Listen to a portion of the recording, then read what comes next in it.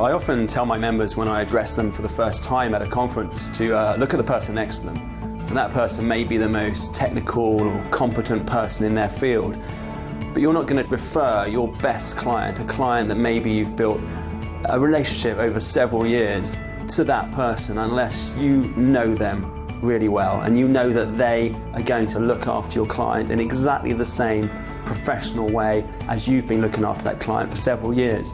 And that's why meetings are so important, to get people together to share a drink, have a conversation, get to know that person, not just at one meeting but the next year to meet them again, and at sub-regional meetings throughout the year, and continue that communication, because once you get to know that person you're going to feel a lot more comfortable when your client looks to expand into their jurisdiction. In the world of continued discussion about automation and digitalization and machines taking over the roles of humans, it's re-emphasized my belief how important it is to be face-to-face and to have these events. And it's just pretty clear that people will always be at the forefront of any client service. The world is getting smaller, and by that I mean that we're starting to realize that everybody needs to be connected. It's so important that we have international connectivity. Businesses are looking to expand and cross-border all the time. To be part of an international network like Russell Bedford, it just gives you that extra power behind your own practices, your own local jurisdictions, that you have all these resources around the world and people that can help you. The problem is that if you are not a member of an international network such as Russell Bedford, that when your client looks to cross-border and looks to expand internationally, then that client may have to leave you and go to one of the bigger firms with offices in various countries around the world. But if you are a member of a network such as RBI, your clients know that as they look to expand, that you can go on that international journey with them. It's never been a more exciting time to be a member of Russell Bedford International. The energy, the vibrancy and the activity is just really happening right now. We have some fabulous initiatives coming up with lots more resources for members. We're doing a lot more on social media, the Twitter account, LinkedIn. You'll see a lot of the articles that I've been writing as I've been traveling around the world and visiting a lot of our member firms. And the YouTube channel we just relaunched, RBI Live, where you'll be seeing the people interacting and what these networks are all about, and why you should come to a conference and get to know people and learn a lot from each other in different countries, from different cultures. We've also got a calendar of webinars about both technical and soft skill content, and we're also creating more practice groups, centers of excellence, where our members in certain areas of technical expertise or industry specialism can start to shine through and share their knowledge with other people from around the world who also practice in those areas.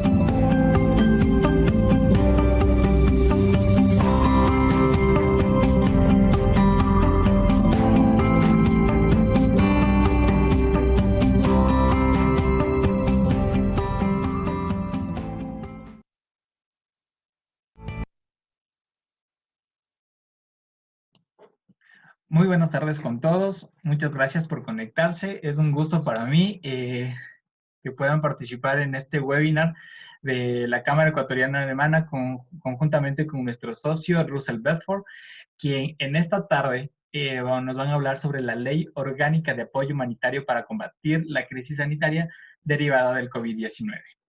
Mi nombre es Galo Borja, soy el responsable de socios de la Cámara Ecuatoriana Alemana y es un gusto para mí poder participar conjuntamente con ustedes en este webinar. Vamos a comenzar, y antes de comenzar me gustaría proyectarles un video de un promocional de un proyecto que está llevando la Cámara Ecuatoriano-Alemana conjuntamente con las demás cámaras alemanas en Latinoamérica, para que lo puedan chequear.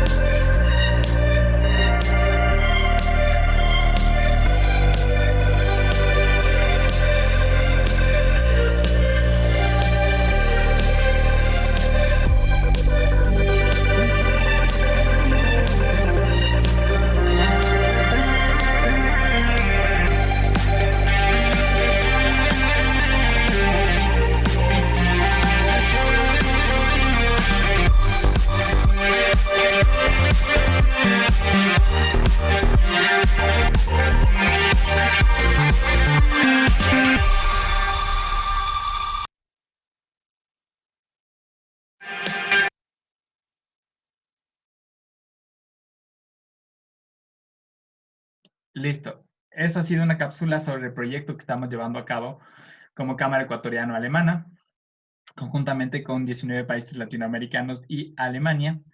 Les invito a visitar www.expoalemania.com y bueno, vamos a comenzar con el webinar de hoy sobre la Ley Orgánica de Apoyo Humanitario para combatir la crisis sanitaria derivada del COVID-2019.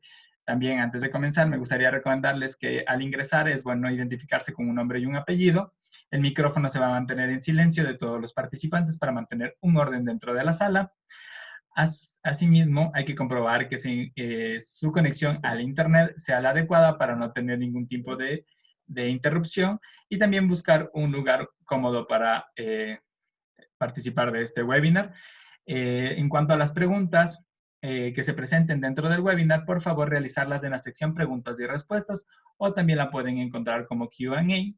Las realizan en esa sección y en el transcurso del webinar las personas de Russell Belfort van a ir contestándolas. ¿Ok?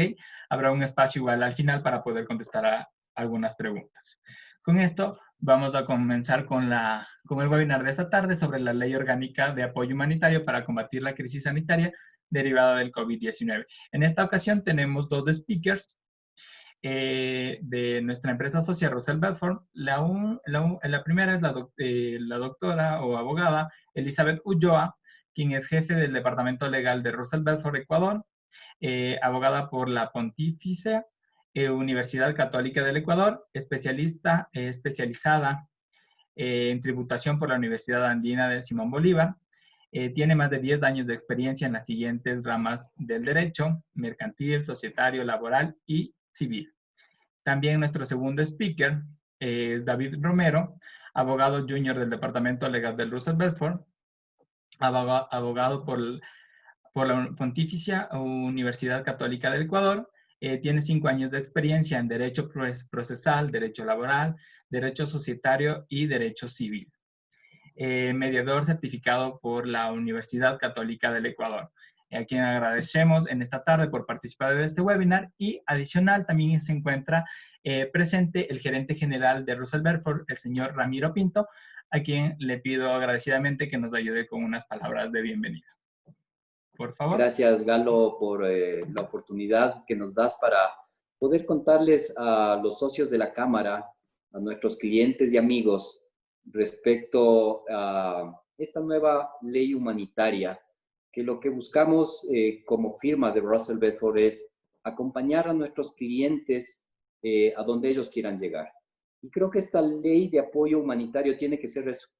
Tiene que ser una ley que nos permita una convivencia más adecuada en esta época complicada. Una ley en la que todos saquemos provecho, no saquemos el provecho unos de otros, sino que todos nos unamos para poder buscar un crecimiento armónico. Creo que las empresas actualmente buscamos el poder salir de esta crisis, pero para poder salir de esta crisis tenemos que vernos que todos somos uno solo, que todos somos un todo. Y a ese todo tenemos que apoyarle a nuestros clientes, a nuestros proveedores, a nuestros empleados, que es súper importante. A nuestros accionistas necesitamos tener el apoyo y vernos que el Estado también tiene que trabajar conjuntamente con nosotros para poder ser parte de esta solución y salir de este problema en el cual nunca nos imaginamos que en el 2019 en el 2020 iba a cambiar tan radicalmente la realidad de nuestro país. Vamos a hacer un webinar muy interactivo. Tenemos básicamente los cambios que se han dado y en las preguntas que ustedes pongan, yo iré modelando en transcurso del webinar para hacer las preguntas a nuestros dos abogados de la firma. Así es que, David Romero, te doy la bienvenida. Empieza tú con la proyección y el público es tuyo.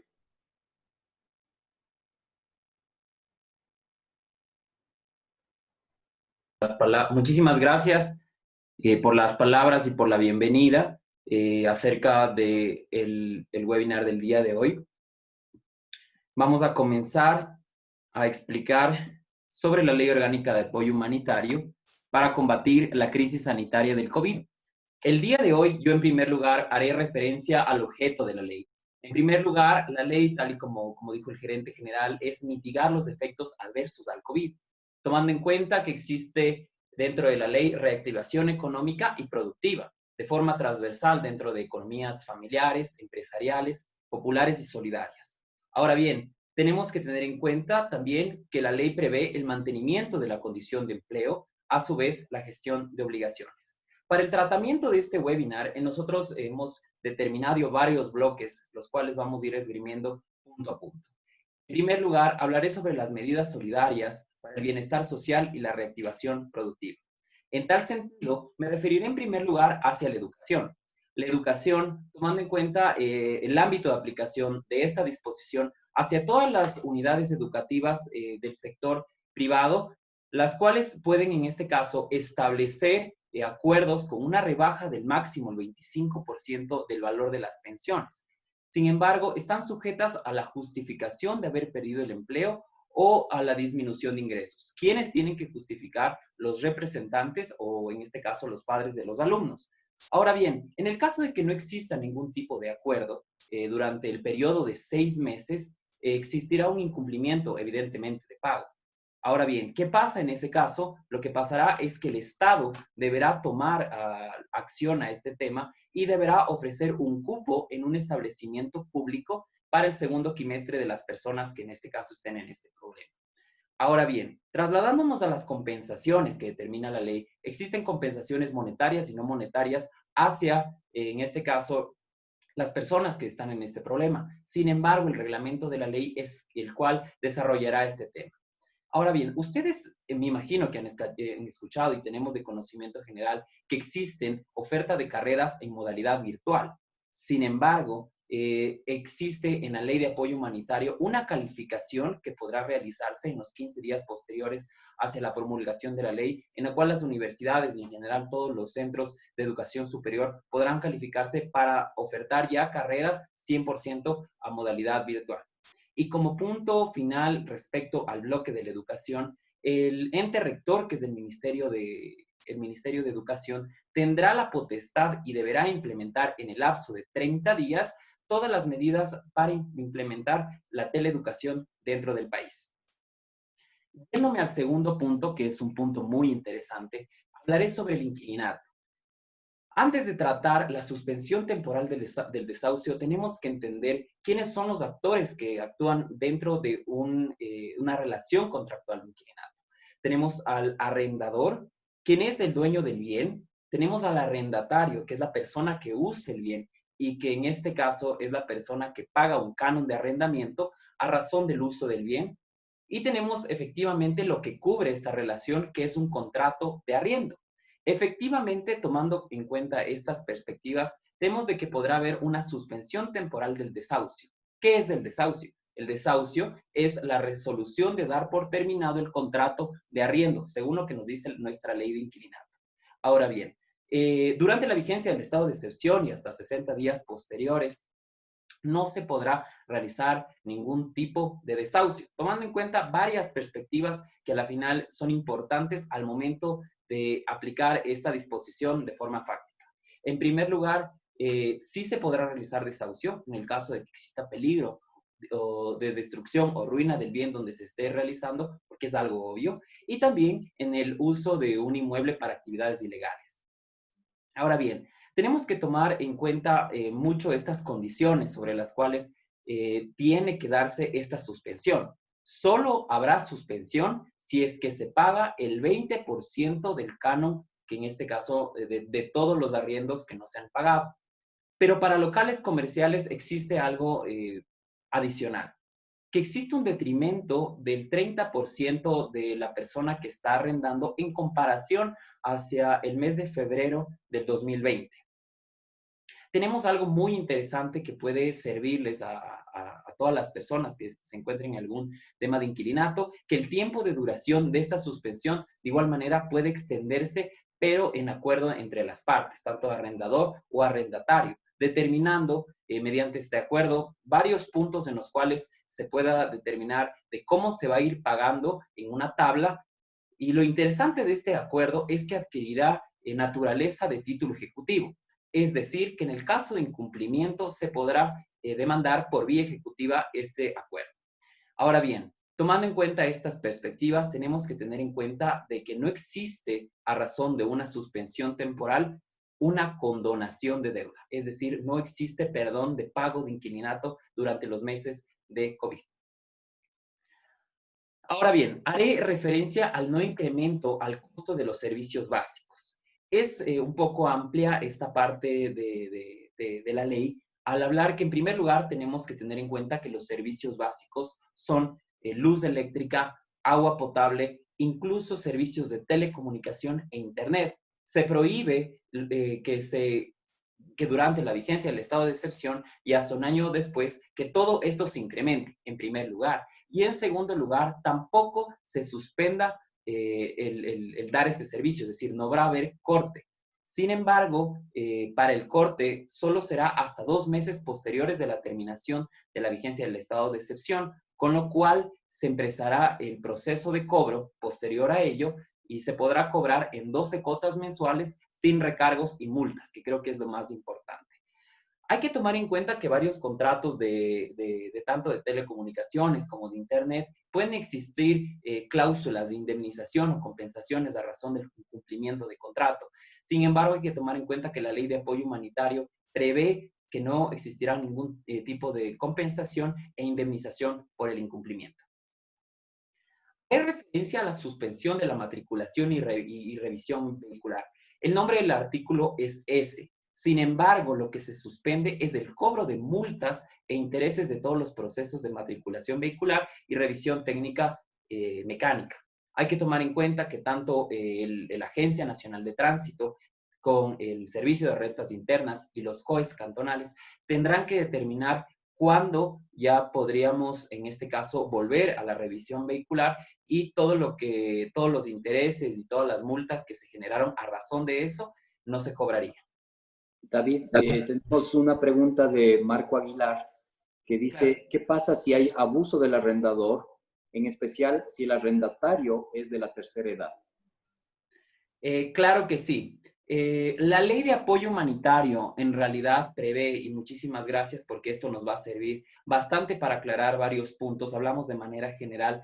Cuando existen adultos mayores o personas que se encuentran en estado de vulnerabilidad, no se podrá realizar ningún tipo de desahucio, tampoco.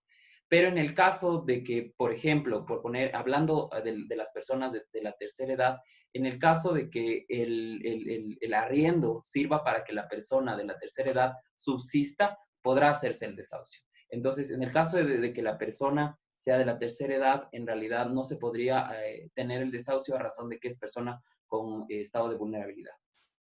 Gracias, David. Tenemos otra consulta que dice, agradecería indicar si para obtener la rebaja del 25% de la pensión en universidades, la justificación que se presente es solo del representante o puede ser justificativo la disminución del sueldo de la cónyuge.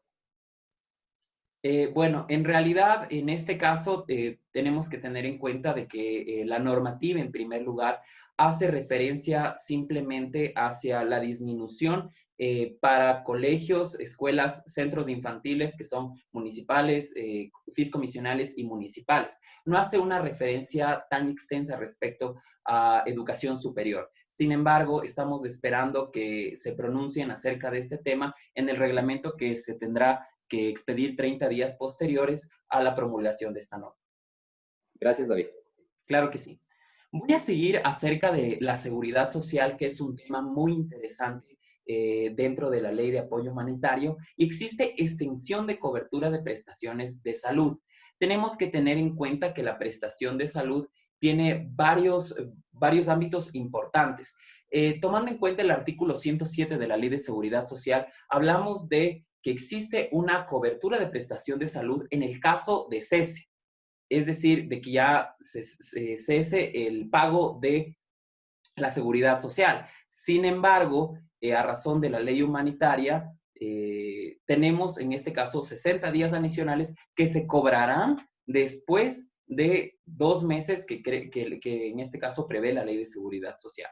Ahora bien, hablando de facilidades de pago, las obligaciones con la seguridad social, que bueno, el ámbito de aplicación de esta norma es muy extenso, a razón que habla de personas jurídicas en todos los sentidos o personas naturales que estén con una afiliación voluntaria, que no hayan pagado en los meses de marzo, abril, mayo, junio, no se les generará intereses para multas ni recargos.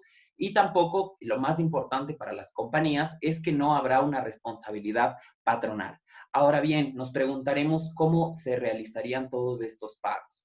En realidad, la dirección del Instituto Ecuatoriano de Seguridad Social será el ente encargado de expedir la normativa subsecuente para poder viabilizar todos estos tipos de pagos. Ahora bien. Tenemos una pregunta de César García. En el caso de arriendos, en estos meses de pandemia, no se ha realizado el pago del arrendamiento. ¿Qué pasa con los valores pagados? ¿Estos deben ser condonados o pueden ser exigidos por el arrendador en el futuro? Muchísimas gracias por la pregunta. Bueno, en primer lugar, tal y como yo referí y como nos dice la Ley de Apoyo Humanitario, ningún pago a razón de un canon de arriendo va a ser condonado. Es decir, no vamos a perdonar ningún canon de arriendo según lo que está jurídicamente establecido en la Ley de Apoyo Humanitario. Ahora, para que nosotros podemos, en este caso, desahuciar, en el caso de que no se cumplan las determinaciones que ya expliqué. En primer lugar, en el caso de que, por ejemplo, en este caso específico, cuando no se ha pagado ningún canon de arriendo y ni siquiera se ha pagado el 20% de los cánones que se encuentran impagos, se podrá desahuciar de manera judicial hacia la persona. Claro que la vía judicial efectiva para poder desahuciar a la persona será de que no se ha pagado de forma consecutiva, según lo que determine el artículo número 30 de la Ley de Inquilinato. ¿Sí? Gracias. Marco Aguilar nos averigua, la no afectación por los retrasos en los pagos del patrono, ¿desde cuándo aplica? Porque actualmente si se deja de pagar, enseguida la empresa aparece en mora patronal. Ya, perfecto. Muchísimas gracias. Y bueno, justo como estaba yo explicando, que las obligaciones serían desde marzo, abril, mayo y junio. Ese es el deber ser de la norma. Eso es lo que nos dice la ley que se deberá aplicar a razón de este tema. Sin embargo, tenemos que, tal y como lo hemos dicho, tanto la dirección del Instituto Ecuatoriano de Seguridad Social determinará exactamente cómo se va a viabilizar este tema y a su vez el reglamento de la ley tendrá que decirnos exactamente desde cuándo se tendrá que aplicar, en este caso, la falta o de que no se genere la responsabilidad patronal dentro de la compañía. Si las obligaciones de la seguridad social fueron pagadas con recargo, ¿estos valores serán devueltos por el IES? Efectivamente, en este caso, bueno, en primer lugar se tendría que hacer un análisis de cuáles han sido exactamente los valores que se han pagado de más y se podría iniciar algún tipo de acción administrativa para el cobro de estos valores o en este caso un reclamo por un pago en exceso que se realizó respecto a este tema. Tomando en cuenta básicamente de que tendríamos que esperar, como lo digo, el reglamento para verificar cuáles son los tratamientos que se han hecho sobre los pagos en exceso en concordancia con lo que nos dice la Ley de Apoyo Humanitario. Elizabeth Manosalvas nos averigua si en el caso de los colegios hay algo establecido sobre pensiones y demás para el nuevo año escolar. En realidad no existe una determinación normativa que diga de un año escolar u otro año escolar. Tenemos que tomar en cuenta que el momento que se expide una ley, esta ley rige exactamente para lo venidero. Sin embargo, en la ley de apoyo humanitaria específico, habla sobre el tema de la vigencia del estado de excepción y un tiempo posterior. No existe ningún tipo de establecimiento respecto al año escolar que viene.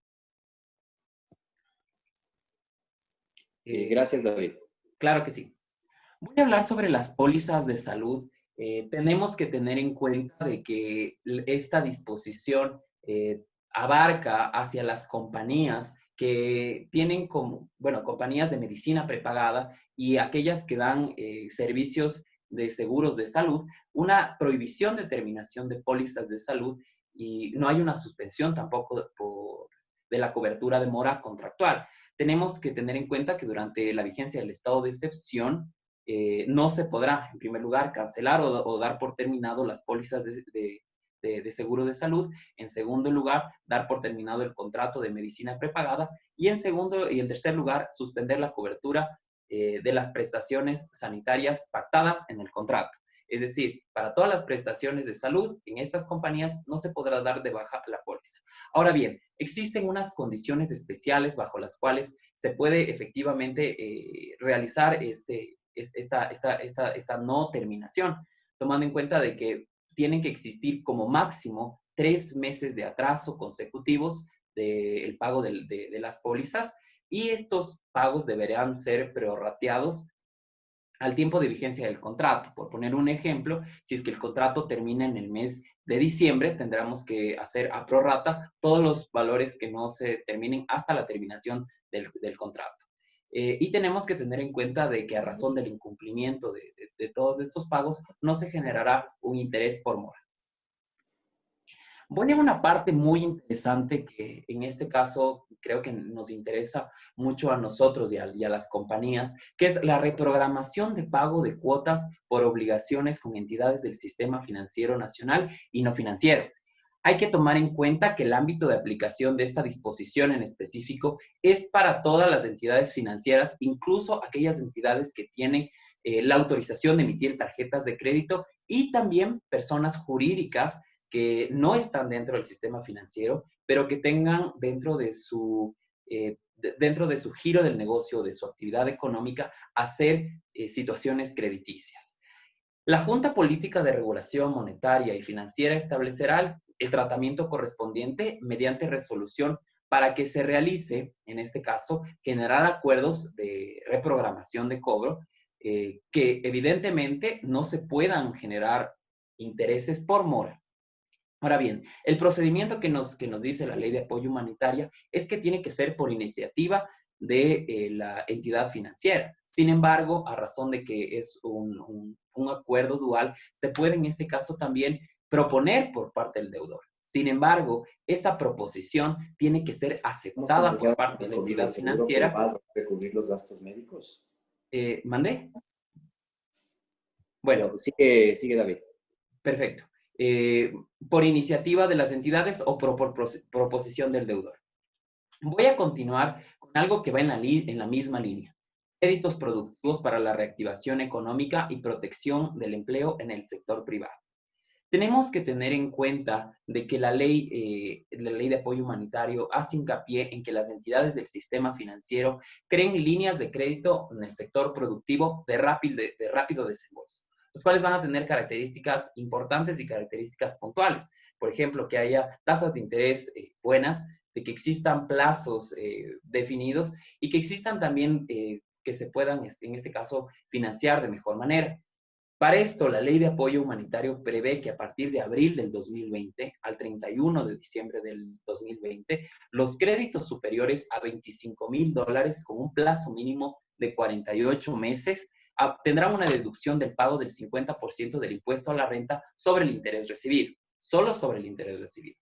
Y de igual manera, los créditos superiores a $10,000, que en este caso estén aprobados y que ya se hayan otorgado, que se incremente su plazo en al menos 12 meses del plazo original. En cambio, habrá una exención del pago del 50% del impuesto a la renta recibido desde la modificación hasta el fin de la operación.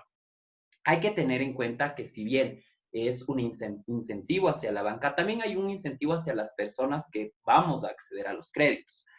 Los créditos refinanciados, en este caso, o reprogramados o reestructurados previstos en esta norma, que son los que acabo de determinar, están exentos para el pago de la contribución prevista en la disposición 14ª del Código Orgánico Monetario y Financiero. ¿Cuál es la disposición? En realidad, la Ley de Apoyo Humanitario no nos determina cuál. Sin embargo, la disposición 14ª general del Código Orgánico Monetario y Financiero nos hace referencia a la contribución que tenemos que pagar del 0,5% del valor del crédito recibido. Entonces, en este caso, podemos ver que con los créditos productivos hay un apoyo tanto para la banca como para las personas que accedemos al crédito. Ahora bien, voy a hablar sobre los emprendimientos, que es un tema muy importante que tiene mucha trascendencia dentro de la actividad económica y cómo generar un nuevo negocio. Tenemos apertura de nuevos emprendimientos sin requisitos per se. Sin embargo, tenemos que tener en cuenta de que esto en el ámbito fáctico tendrá que tener un tratamiento especial, a razón de que los gobiernos autónomos descentralizados y las otras entidades públicas que tendrán que otorgar una emisión de un permiso de operación provisional, el cual tendrá una duración de 180 días, tiempo en el cual tendrán que regularizarse los nuevos emprendimientos. Por poner un pequeño ejemplo de cómo se pueden regularizar, constituyéndose como una sociedad en acciones simplificadas, constituyéndose como sociedad o simplemente obteniendo el RUC. Posterior a ello, haciendo la declaración en el municipio del impuesto a la patente y obteniendo la licencia única para operaciones como es la LUAE, o por ejemplo, si es que es un negocio que necesita tener otros permisos de funcionamiento, otros permisos de funcionamiento. Ok, ahora voy a hablar sobre el concordato preventivo excepcional y las medidas para la gestión de las obligaciones.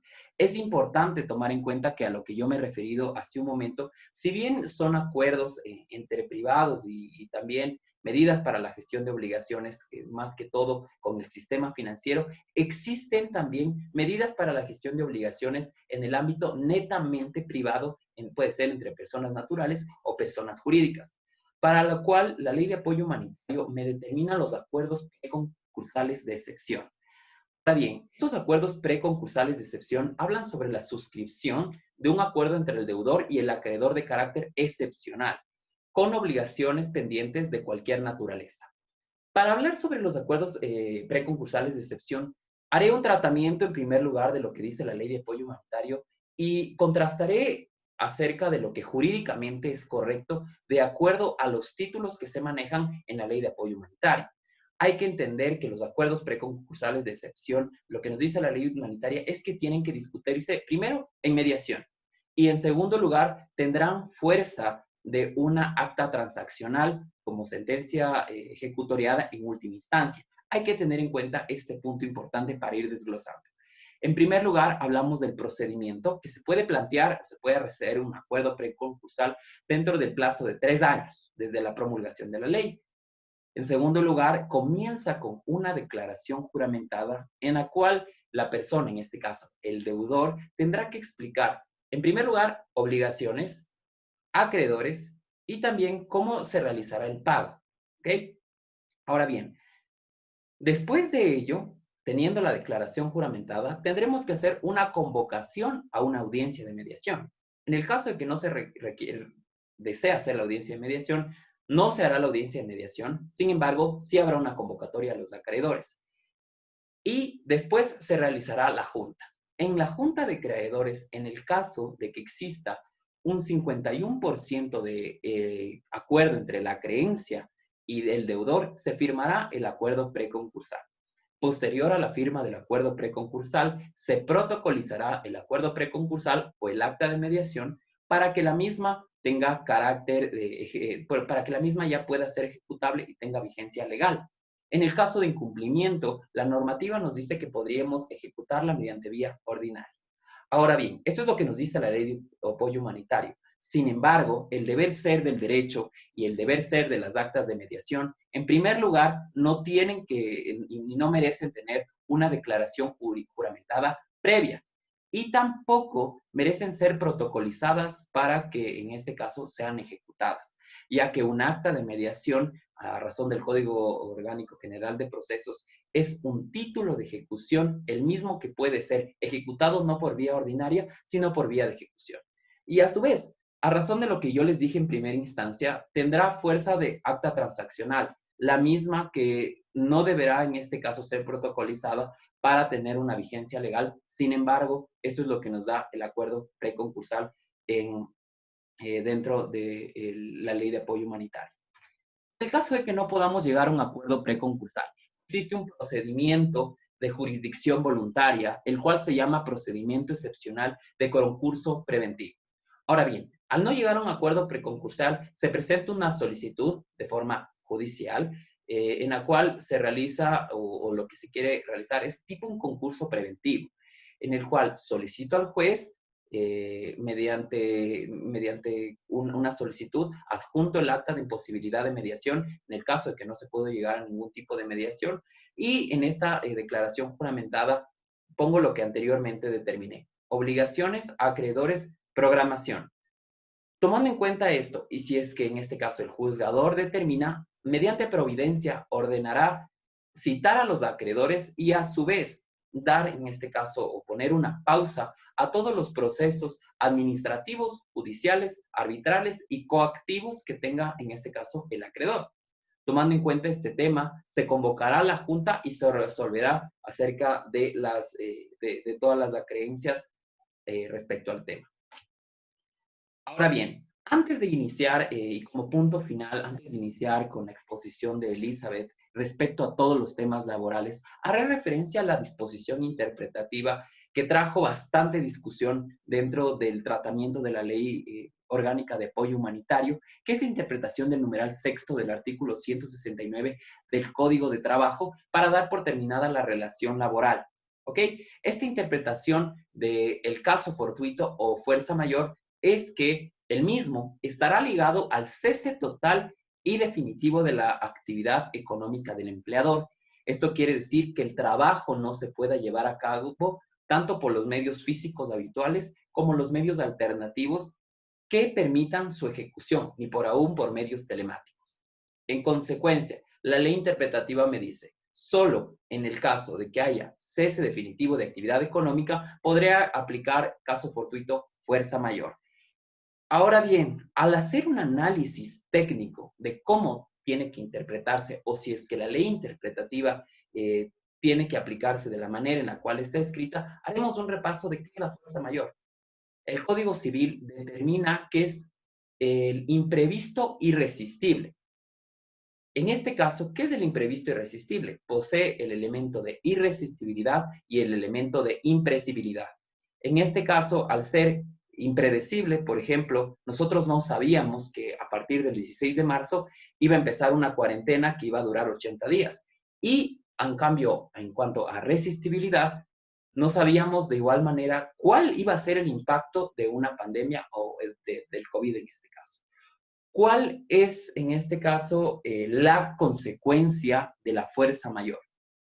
Eximente de responsabilidad. En temas contractuales, el eximente de responsabilidad, para hacer de forma un poco más ilustrativa y poner, en el caso de que exista un contrato civil, por ejemplo, y hubo algún tipo de problema de caso fortuito o fuerza mayor, que fue irresistible e impredecible, la eximente de responsabilidad lo que me dice es, no cumplo la obligación con el efecto de mitigar los daños de un evento que ocasionó el daño.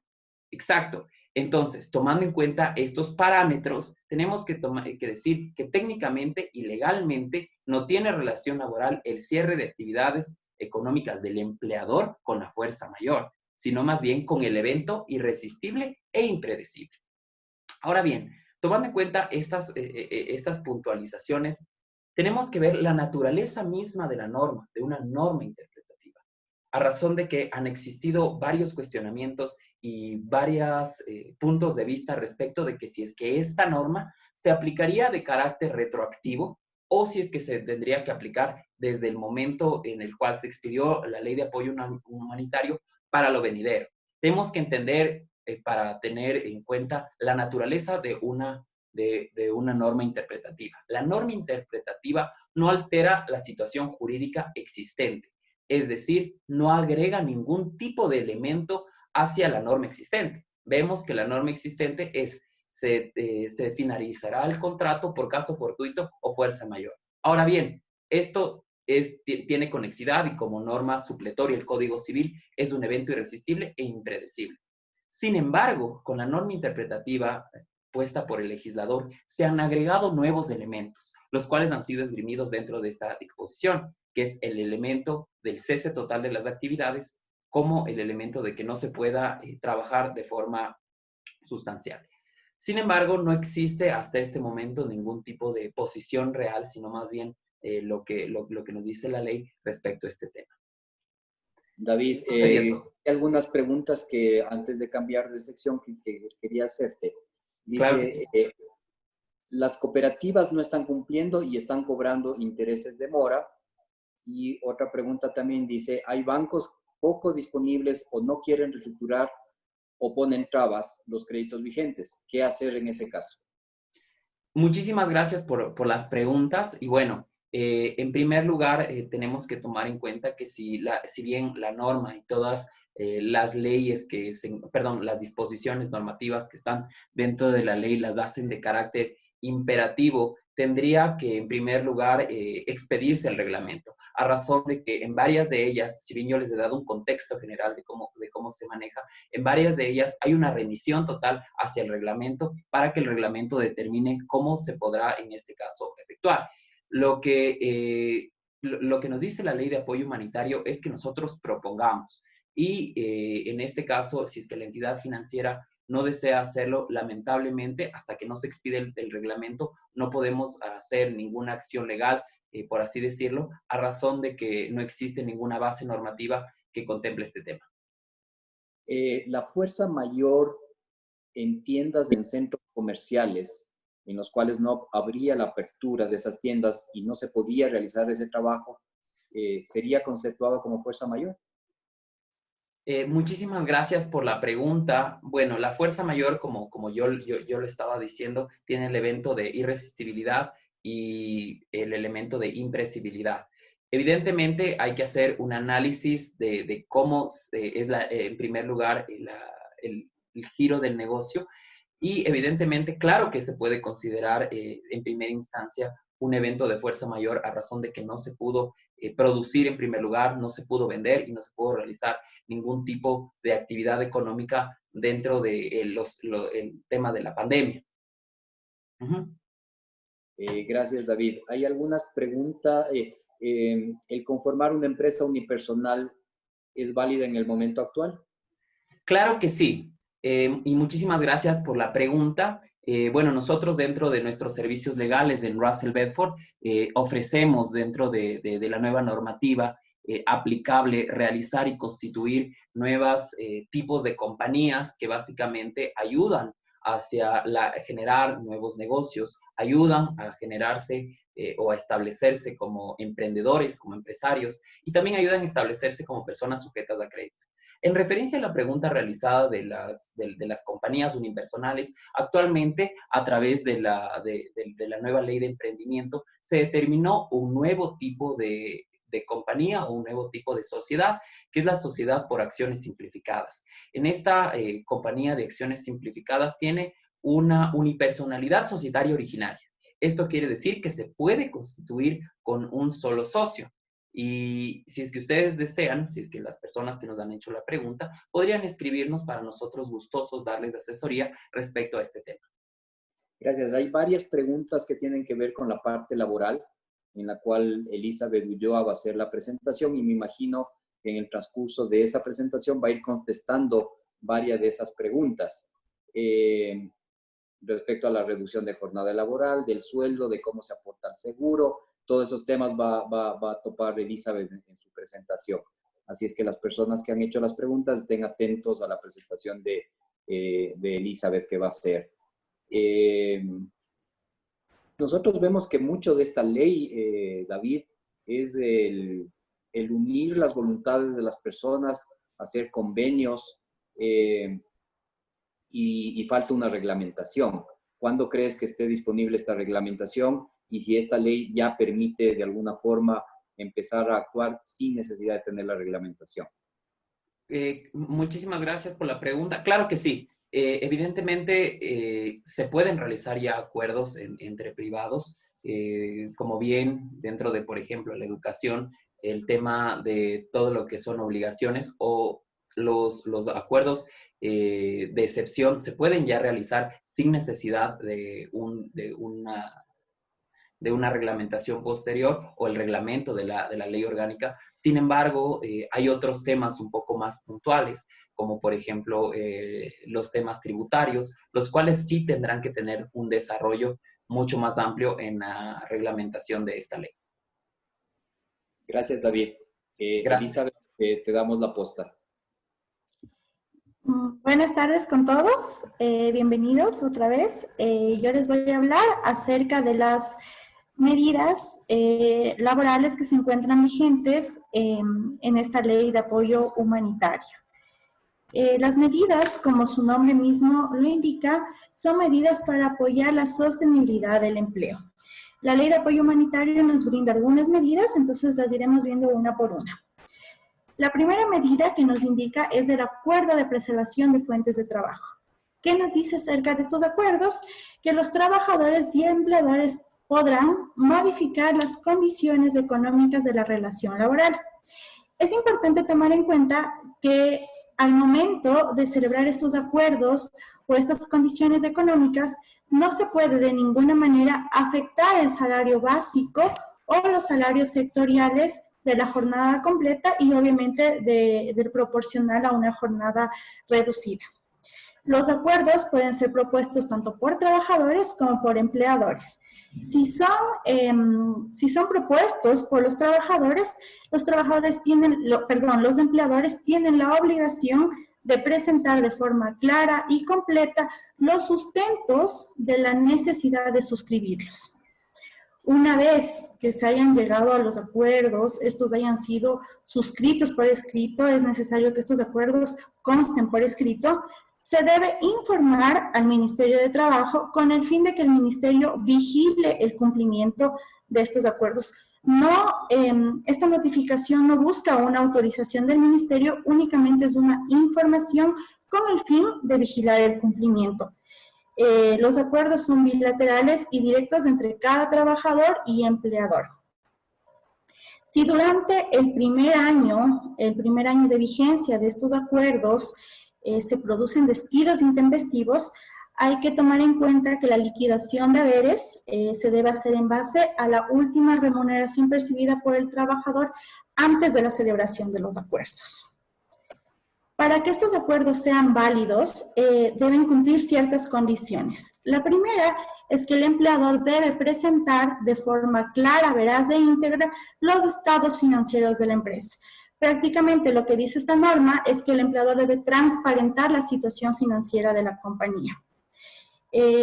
Durante la vigencia de estos acuerdos, el empleador debe usar los recursos de la compañía de forma transparente y eficaz.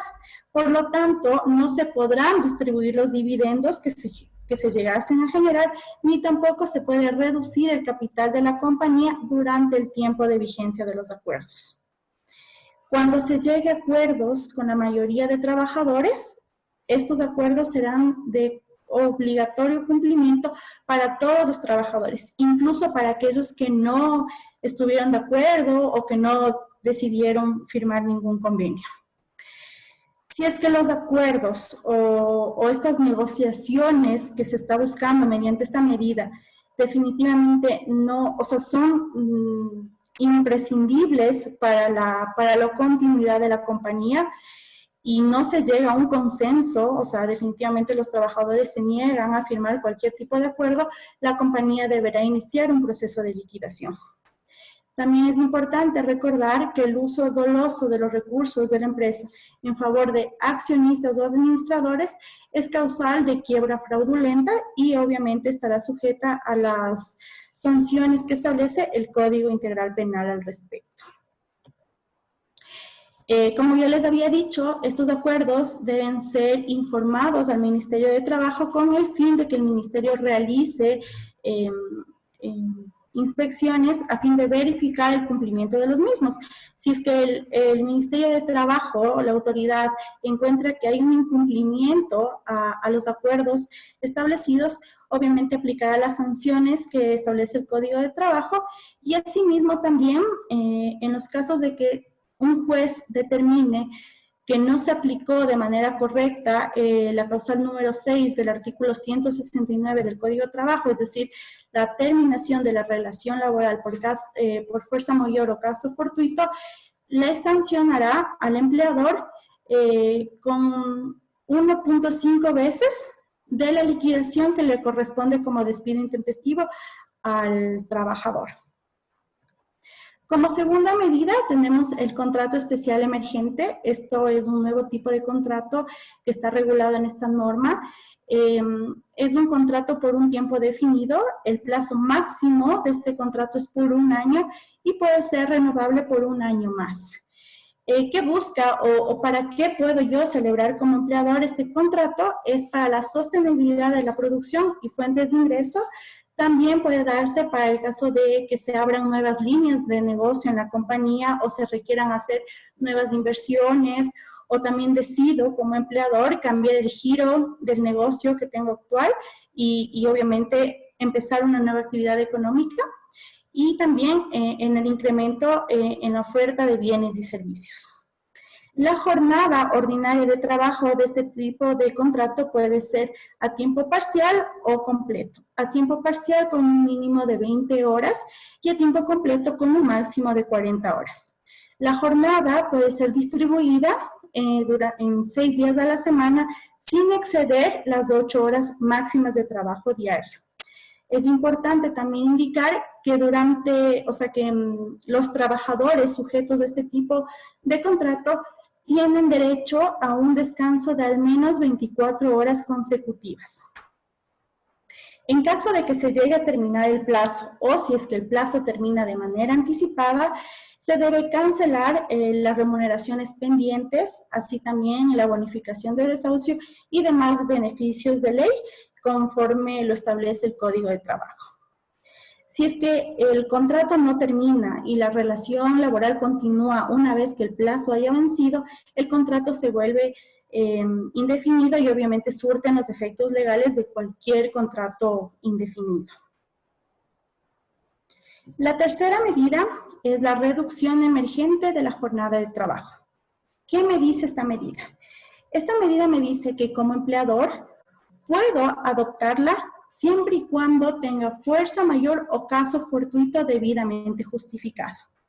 Es decir, no puedo aplicar si es que no tengo una justificación que se relacione con una fuerza mayor o caso fortuito.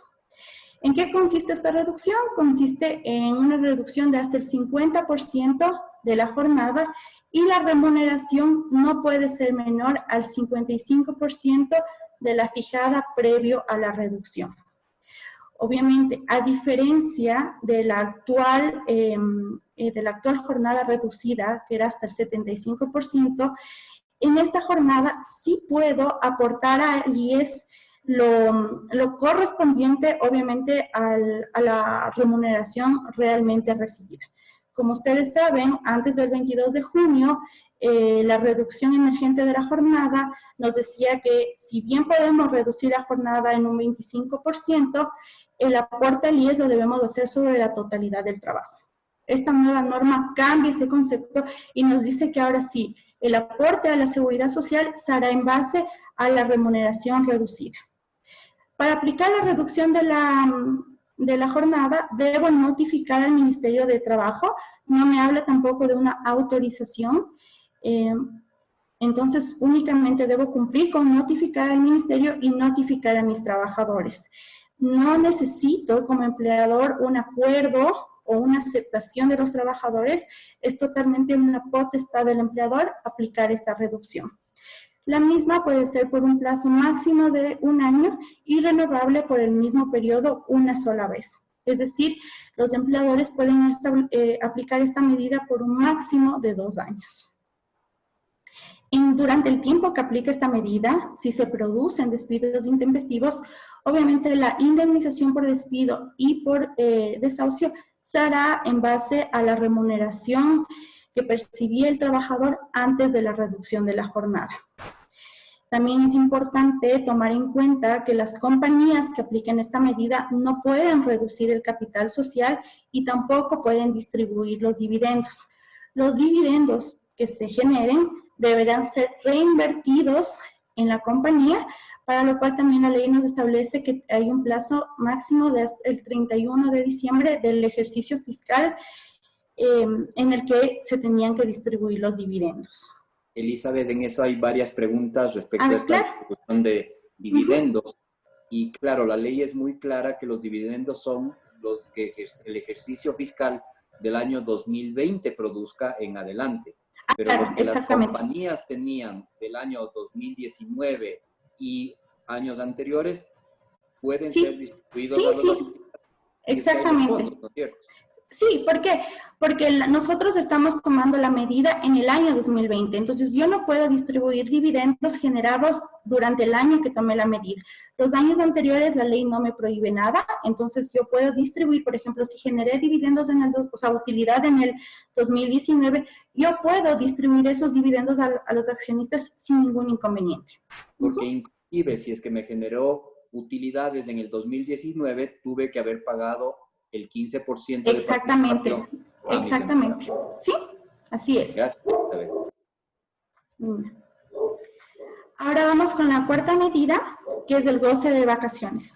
Esta ley que nos dice que durante los 2 años siguientes a la publicación de esta ley en el registro oficial, es decir, desde el 22 de junio del presente año, los empleadores podrán notificar de forma unilateral al trabajador con el cronograma de sus vacaciones, es decir, la potestad de fijar el periodo vacacional siempre ha sido del empleador, eso siempre nos ha establecido el Código de Trabajo.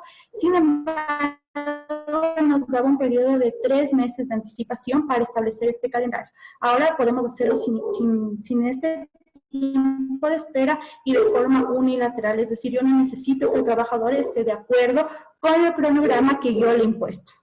También se puede establecer la compensación de aquellos días de inasistencia al trabajo como vacaciones ya devengadas. Esto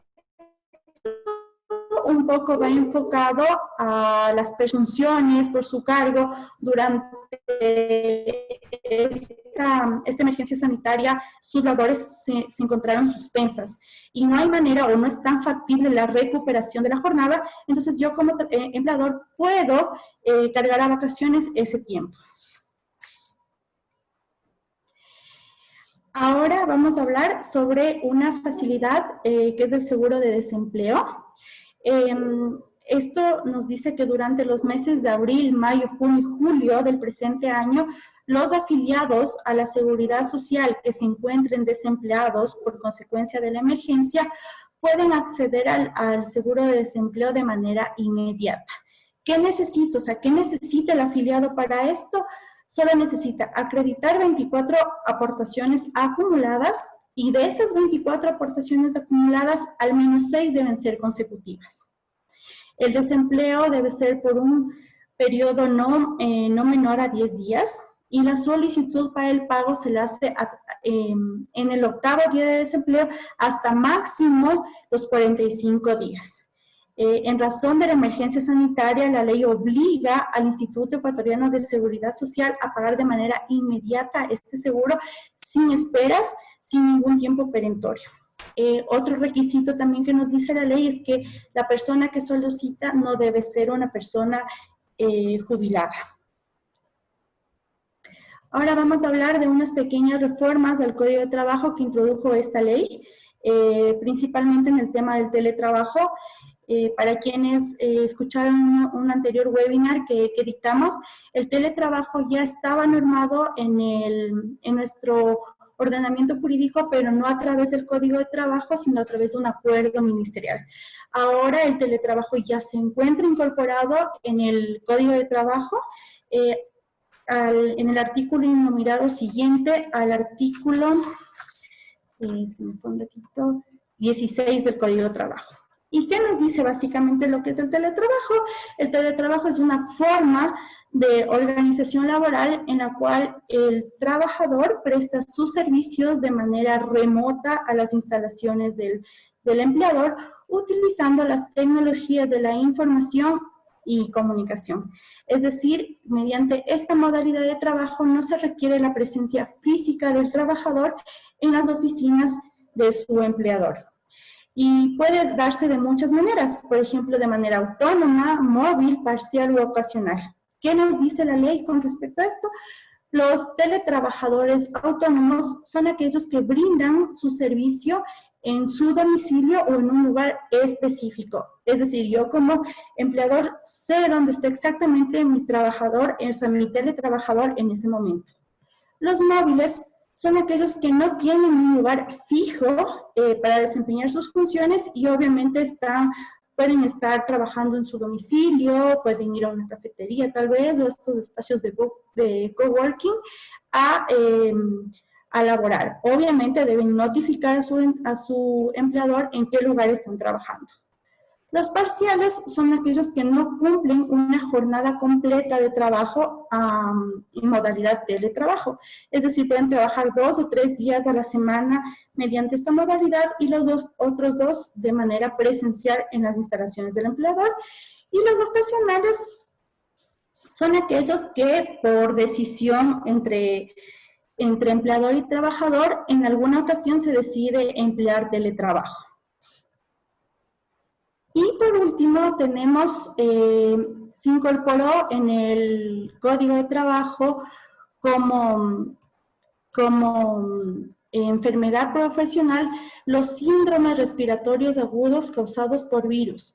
Pero, ¿a qué personas aplican esta enfermedad? A médicos, enfermeras, mozos de anfiteatro, de los departamentos de higiene y salubridad, es decir, todo aquel personal que tenga que ver con salud. Todos estos trabajadores de la salud, por así decirlo, que se vean afectados por un virus, su enfermedad a partir del 22 de junio ya es considerada como una enfermedad profesional. Eso es todo en cuanto a las medidas laborales. Les he dado un breve resumen para un poco desarrollar más al momento de que hagan sus preguntas o sus dudas. Entonces, doy espacio a las preguntas para ir resolviendo las inquietudes que tengan. Hay muchas preguntas y eso es bueno porque vemos que la gente está interesada en todos estos cambios. Algunos ya se han contestado, así es que te voy a hacer las preguntas y vamos respondiendo rápidamente. Claro. En las notificaciones que se realizarán desde mañana a los empleados, indicando que la jornada será reducida al 50% y el sueldo será ahora el 55%, ¿se debe indicar al empleado el tiempo que durará o se deja abierto, indicando que podría ser por 1 año y podrá ser renovable? No creo que el personal quiera firmar si no se especifica fecha de término. ¿Qué pasa si no quieren firmar la notificación porque no están de acuerdo? Bueno, a ver, como les mencioné, esta es una potestad del empleador. El empleador no necesita una autorización por parte del trabajador para aplicar esta medida, pero sí es importante que conste el tiempo en el cual se regirá esta medida. O sea, sí tienen que tener una fecha de inicio y una fecha obviamente final. Es de entender que la mayoría de empleadores se van a acoger al año, no pueden ser automáticamente 2 años, necesariamente tiene que ser 1 año y obviamente ya por llegar al vencimiento del plazo se hará la renovación, si es que así lo decide el empleador, por 1 año más. Pero sí es importante que en la notificación se especifique el tiempo de duración. Gracias.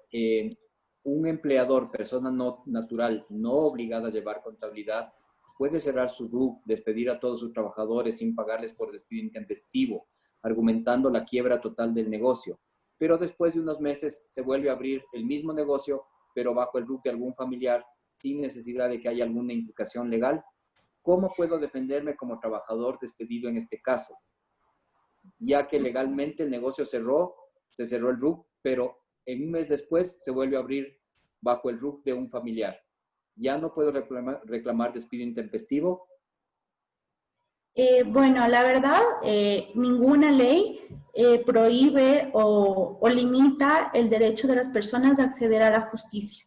Entonces, en este caso, si una persona tiene las pruebas de descargo para eso, podría acceder obviamente a los órganos jurisdiccionales y reclamar su derecho.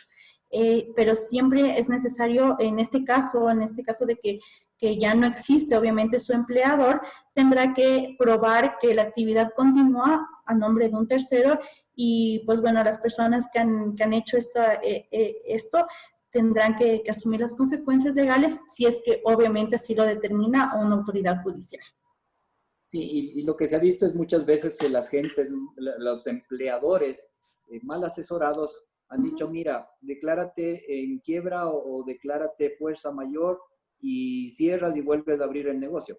Lo único que están haciendo es abriéndose una posibilidad de demanda meses futuros.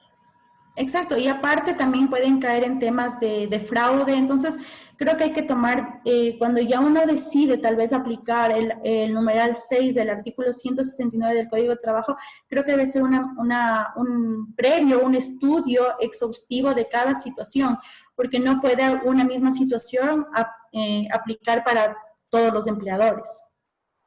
Sí, hay varias personas que están aclarando respecto a los salarios mínimos y los salarios sectoriales.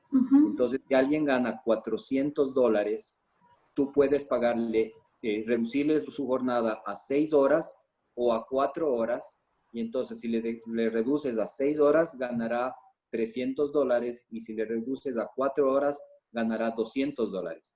Pero nunca pueden ganar menos que la parte proporcional que le dé el salario mínimo vital. Exactamente, o sea, en la parte de los acuerdos, en la primera medida en la que hablé, obviamente ahí sí se especifica que estos acuerdos de ninguna manera pueden afectar el salario básico. Entonces, más o menos estos acuerdos van encaminados también a una reducción de la jornada, de la remuneración, no a la reducción emergente, sino a otro tipo, o sea, puede ser por 6 o sea, incluso puede ser por las mismas 8 horas de trabajo ganar una remuneración inferior, y son acuerdos, pero esos acuerdos no pueden nunca alguien trabajar, por ejemplo, 8 horas y ganar menos del básico. Pero en cuanto a la reducción emergente, obviamente el salario se pagará en proporción a las horas efectivamente trabajadas.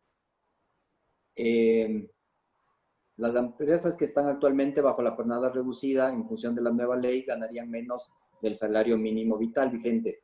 ¿El IES va en función del nuevo contrato? A ver, me repite la pregunta porque no le entendí muy bien. Cuando reduces la jornada, obviamente puede ser menor a los $400 del salario mínimo vital. ¿Y el IES se aporta en base a ese salario o en base al reducido? No, el IES ya se aporta en base al reducido. Obviamente hay que esperar que el IES determine la manera en que se notificará esto.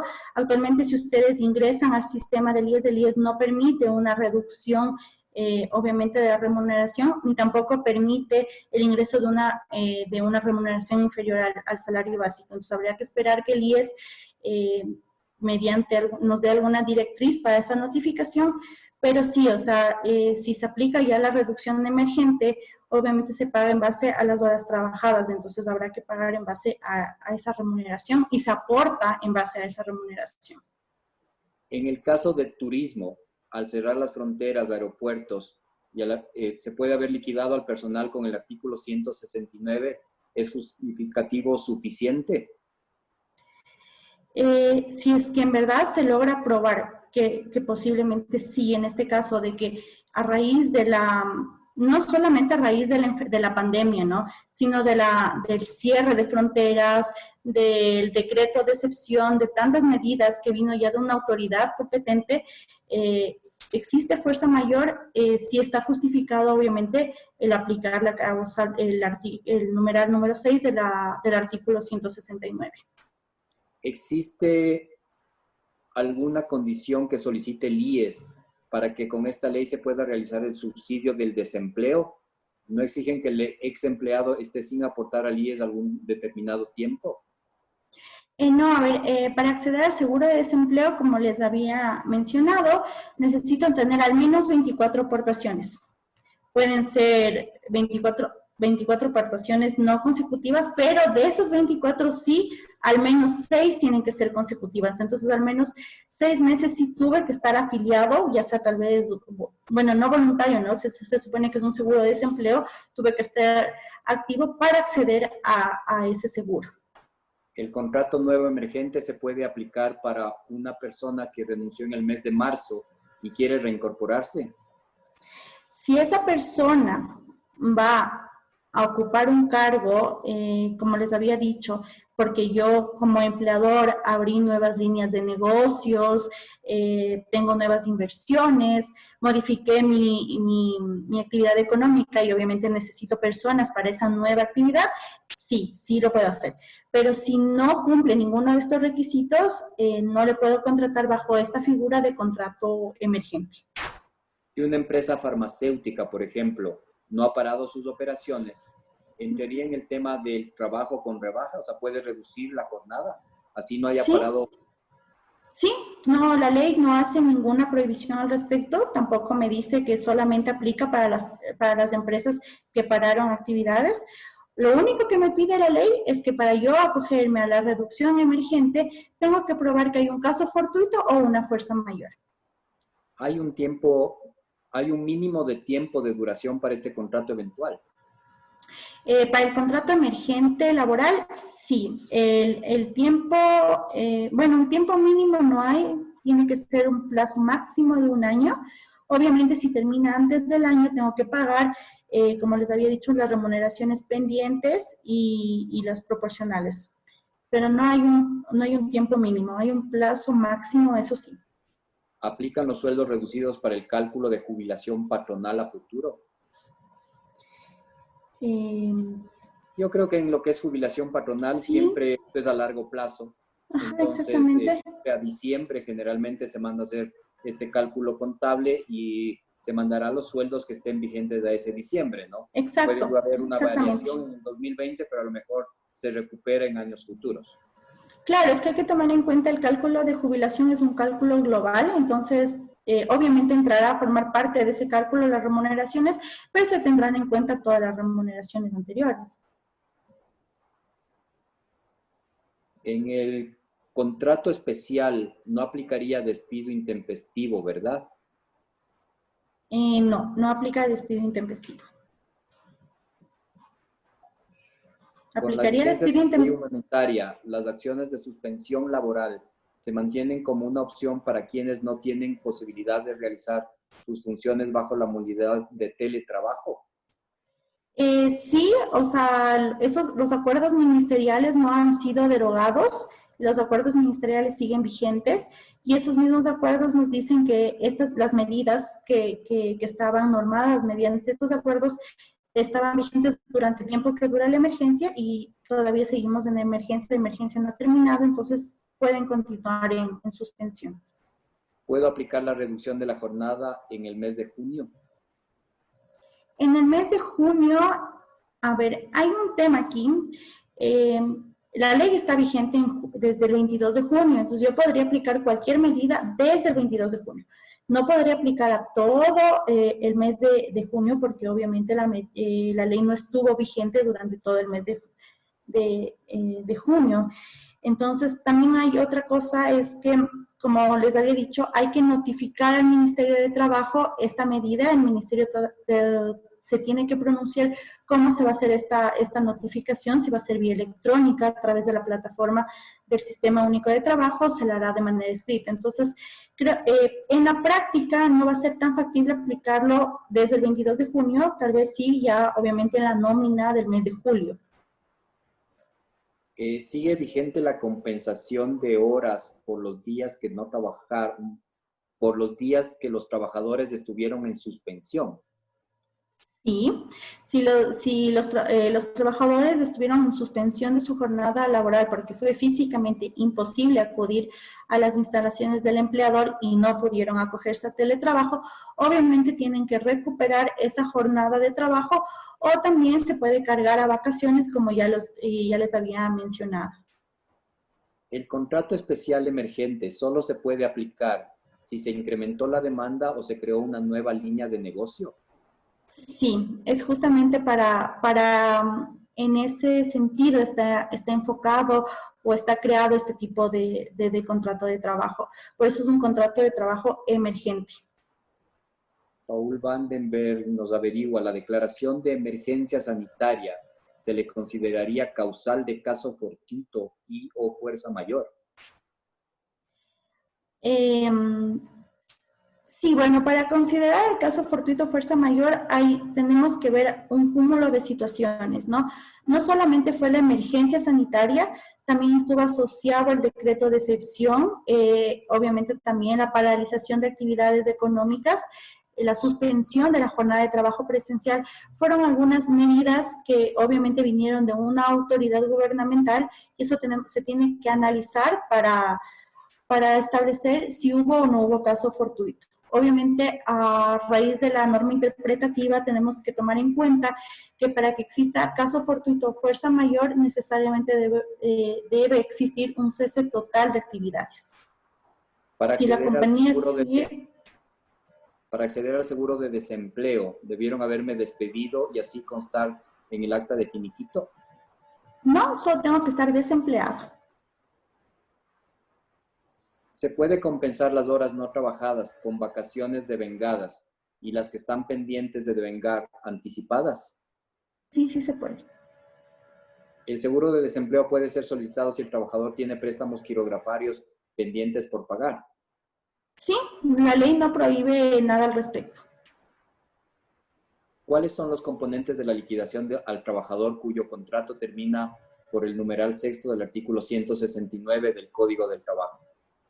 A ver, cuando se termina la relación laboral por esa causal, el trabajador únicamente tiene derecho a recibir los beneficios de ley, es decir, proporcionales de 13ª remuneración, 14ª, vacaciones no gozadas si es que las tiene y remuneraciones pendientes de ser el caso. Si veníamos manejando la nómina con jornada reducida al 25% sin afectar al IES, ¿es posible seguir manteniendo ese acuerdo? Sí, sí es posible, no es obligatorio cambiar a la actual reducción de la jornada. Yo puedo mantenerme en una jornada del 25%, sin ningún inconveniente.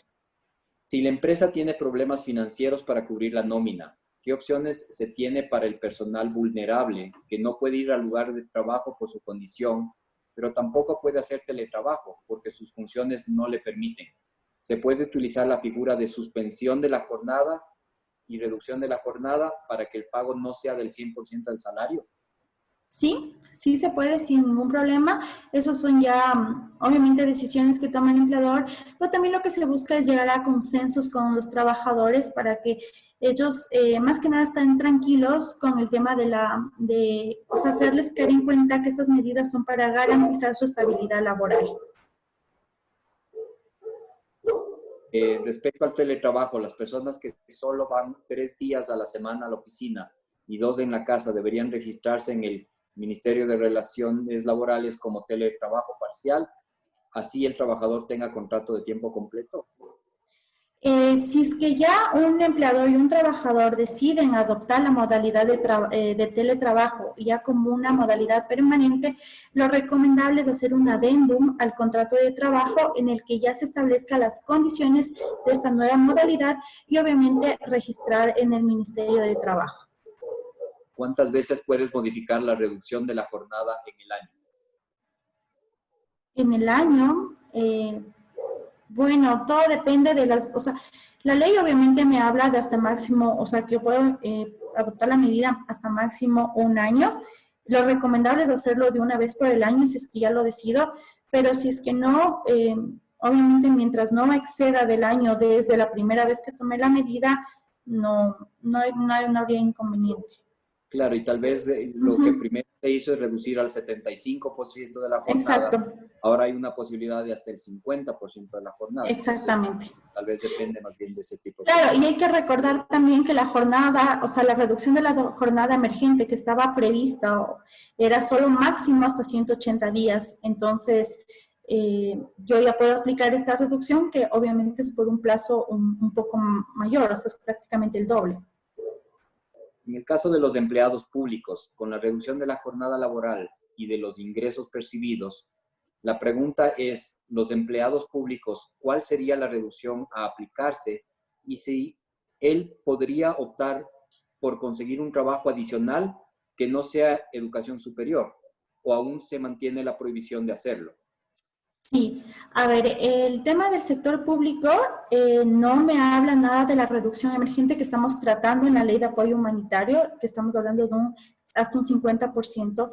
de la jornada. En el sector público la jornada está reducida de 8 a 6 horas de trabajo, esa es la que está vigente, y obviamente la imposibilidad de trabajar en otro lugar sigue vigente, eso no ha sido derogado, entonces las personas obviamente su jornada va a ser de 6 horas, sus ingresos van a ser de 6 horas, pero no puedo ejercer otra actividad o no puedo trabajar en otro lugar que no sea como docente de un establecimiento educativo.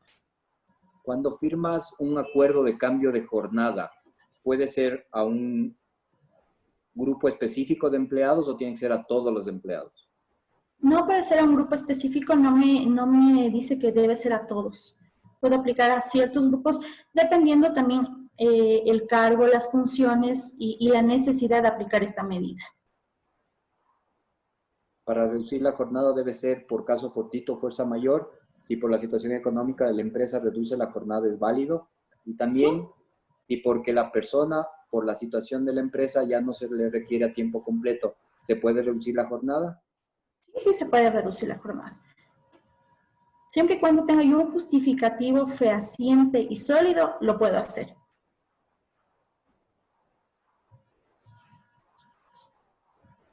Si ya tenía una reducción de jornada en base al acuerdo 77 y 80 emergente y no topaba porcentajes de aclaración al IES, ¿ahora debo hacer nuevos acuerdos de reducciones de jornada o sirven los anteriores? No necesito hacer un nuevo acuerdo, únicamente necesito notificar al ministerio. Entonces, obviamente, daré por terminado los acuerdos que ya tenía de la anterior reducción de la jornada y notificaré la nueva reducción al ministerio. ¿Los décimos se pagan de acuerdo al sueldo reducido? A ver, el 13º es, obviamente nos dice el Código de Trabajo, que es la 12ª parte de los ingresos que yo recibo. Entonces, el 13º sí se lo calcula en base a la jornada, a la remuneración reducida. El 14º, el artículo 113 del Código de Trabajo me dice que es una cuota mensual del salario básico. Entonces, no aplicaría una reducción al 13º. El 13º tengo que seguir pagando una 12ª parte de un salario básico. En todas las modalidades de teletrabajo, autónomos, móviles, parciales u ocasionales, ¿el empleador tiene obligación de entregar equipos e insumos para que el trabajador realice sus funciones? Sí, es una de las obligaciones del empleador. ¿Por qué? Porque si yo no proporciono estos equipos o estos suministros a mi teletrabajador, tengo que compensar económicamente si él usa sus propios equipos o insumos. Entonces, o proporciono directamente o compenso económicamente. ¿Hay un plazo para registrar la reducción de la jornada a los empleados? No tenemos un plazo establecido por el momento, es de entender que este plazo tal vez se determine mediante el reglamento, pero tendría que ser dentro del mes en que yo ya empiezo a aplicar la reducción de la jornada. En la jornada reducida, usted dijo que se debe justificar fuerza mayor o caso fortuito debidamente justificados. Por favor, explicar bien ese punto. A ver, la fuerza mayor, como también ya David lo dijo y como se ha hablado, la fuerza mayor es un acto que una persona, o el caso fortuito, son acontecimientos o actos que yo no puedo prever ni resistir, que se dan para que yo no tenga, por así decirlo, otra alternativa que aplicar la reducción para, por ejemplo, no despedir o no finalizar la relación laboral, sino más bien es una medida que la estoy adoptando para garantizar la continuidad de mis trabajadores en la empresa. Perdón, el teletrabajo de las personas sí. que no pueden incorporarse a la empresa debido al cumplimiento del aforo debe cumplir las 40 horas laborales. Y en caso de que no se cumpla las 40 horas y sea menor, ¿qué pasaría con ese tiempo? Bueno, y esos ya son acuerdos a los que se tienen que llegar entre empleadores y trabajadores. Un ejemplo podría ser si es que definitivamente no se logra cumplir las 40 horas semanales, tal vez la diferencia de horas se podría cargar a vacaciones o podríamos ver alguna manera de que después se recupere. Ya son acuerdos que se establecen entre trabajadores y empleadores. No está normado específicamente este tema en la ley, pero son acuerdos a los que se puede llegar sin ningún inconveniente. Perdón, les Si un interrumpo un colaborador, momento.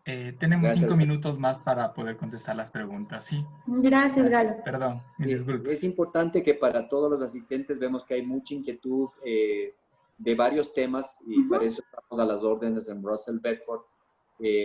Cualquiera de los abogados nuestros pueden asesorarles y guiarles adecuadamente.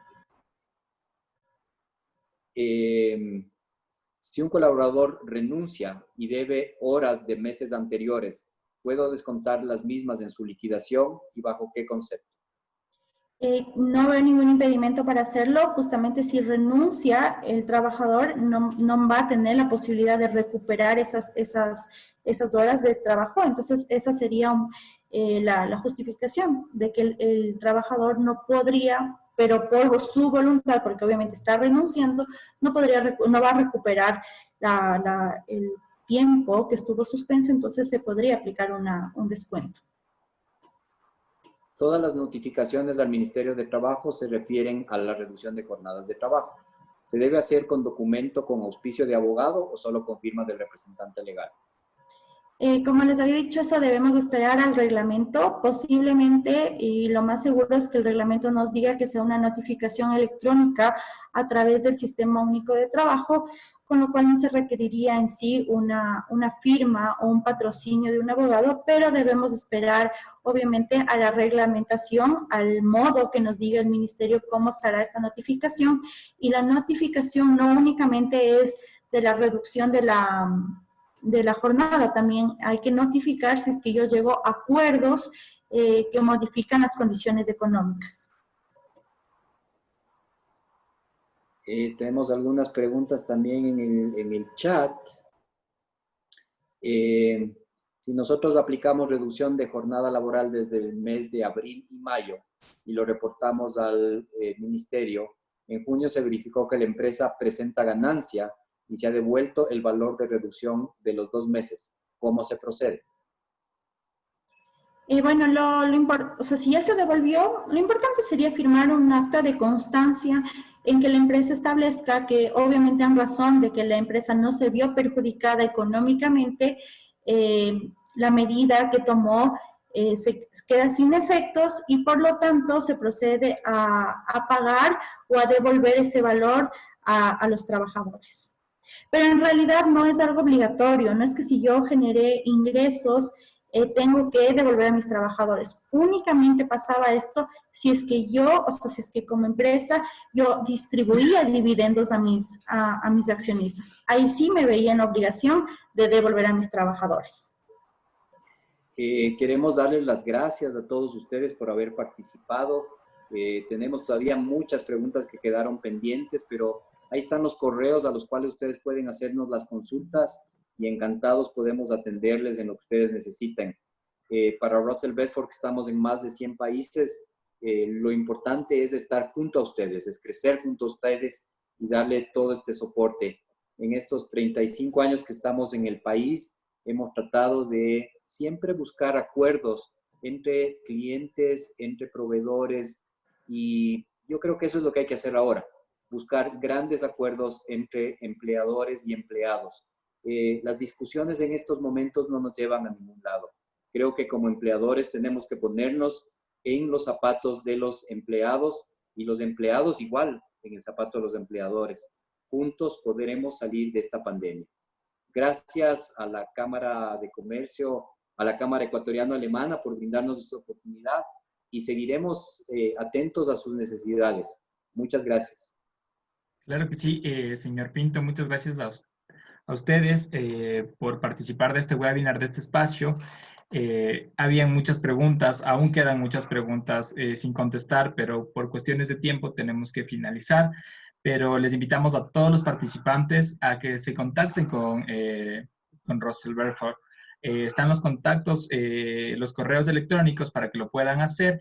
También en el chat se encuentra subida un link para que puedan descargarse la presentación que hoy Elizabeth y David presentaron, para que los puedan tener, y también están los correos electrónicos de ellos para que los puedan contactar. Agradezco infinitamente a todas las personas que se han conectado en esta tarde por participar de este webinar, y también agradecer a Elizabeth Ulloa y a David Romero por sus increíbles ponencias. Creo que es un tema muy importante hoy en día, y creo que las preguntas que se han hecho lo pueden efectivizar, que en verdad es algo muy importante para todos. Con esto vamos a dar por finalizado. Agradecemos a todas las personas que se han conectado. Igualmente agradecemos a Cristina Lainez, que de Russell Belfort, que también colaboró en este webinar. Con esto, si alguien tiene algunas últimas palabras, puede aprovechar el espacio. Nada más para agradecerles y tener siempre a las órdenes. A Russell Belfort estamos en la línea de auditoría, de consultoría, de outsourcing contable, reclamos tributarios, reclamos legales, laborales. Así es que tenemos 70 profesionales aquí en Quito para poderles ayudar en todo lo que necesiten, y siempre estaremos dispuestos a atenderles de la mejor manera. Gracias, Galo. Claro que sí, ha sido un gusto para mí poder compartir con ustedes esta tarde. Nos vemos en una próxima ocasión, y voy a dar por finalizado el webinar. Muchas gracias, nos vemos en una próxima. Gracias, hasta luego. Bye.